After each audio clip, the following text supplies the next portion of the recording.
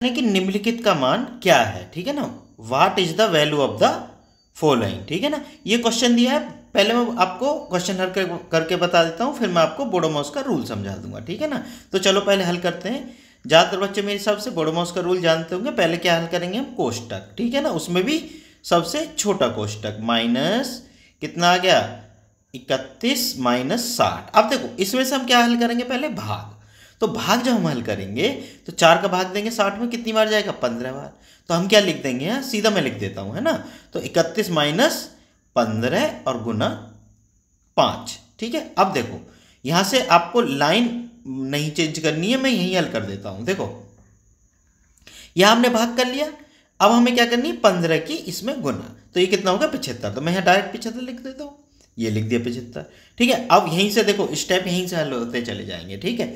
अब देखो 75 माइनस का है, ठीक है, और 31 प्लस का है। तो 75 में से 1 घटाएंगे तो 4, 5 में से 1 गया 4 और 7 में से 3 गए 4। तो ये क्या हो गया माइनस का 44, क्योंकि माइनस के ज़्यादा थे। अब माइनस बाहर है, तो जब माइनस की माइनस में गुना होगी तो क्या हो जाएगा, ये प्लस का 44 हो जाएगा। तो मैं ये सब हटा दूँ। अब देखो ऐसे हल होता चले जाता है। एग्जाम में आप ऐसे ही करना, देखो एग्जाम में तो मिटेगा नहीं, तो काटते चले जाना और नीचे लिखते चले जाना, एक स्टेप में हल हो जाएगा आपका, ठीक है ना।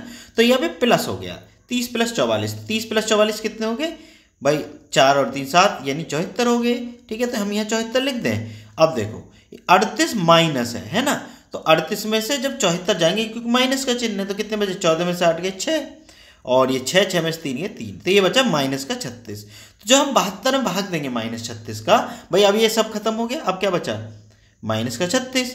अब माइनस 36 का जब हम 72 में भाग देंगे तो कितना आ जाएगा भाई, माइनस 36 का भाग दो तो माइनस का तो चिन्ह आ जाएगा भाई, क्योंकि प्लस माइनस माइनस होता है, ऊपर तो प्लस है कुछ नहीं है, तो ठीक है। और 36 दूनी 72, तो माइनस का 2 जो आंसर हो वही आपका आंसर है, ठीक है ना। अब मैं आपको बोडोमॉस का रूल समझा देता हूँ। तो देखो बोडोमॉस का रूल ये होता है, बी का मतलब होता है ब्रैकेट, मतलब आपको पहले ब्रैकेट हल करने हैं, ब्रैकेट में भी सबसे छोटा ब्रैकेट, जैसे सबसे छोटा ब्रैकेट ये था, सबसे पहले ये हल करना है, ठीक है ना।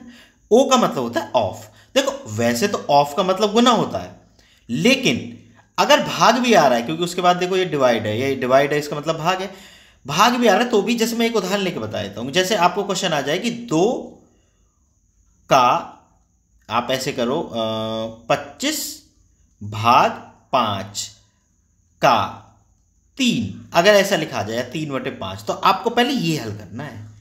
भले ही इसका मतलब का मतलब गुना है, लेकिन पहले आप इसको हल करेंगे, ये 3 आ जाएगा, तब इसमें भाग करेंगे, यही उसका रूल है भाई। ये हो गया डिवाइड, ऑफ के बाद क्या आ जाएगा डिवाइड, उसके बाद मल्टीप्लाई, फिर उसके बाद एडिशन और सब्ट्रैक्शन। मतलब ये है कि एडिशन सब्ट्रैक्शन में कोई सा भी आप पहले या बाद में कर सकते हैं, उसमें कोई दिक्कत नहीं है, लेकिन इन चीज़ों पर आपको ध्यान रखना है कि पहले कौन सा हल करना है, ठीक है बच्चों।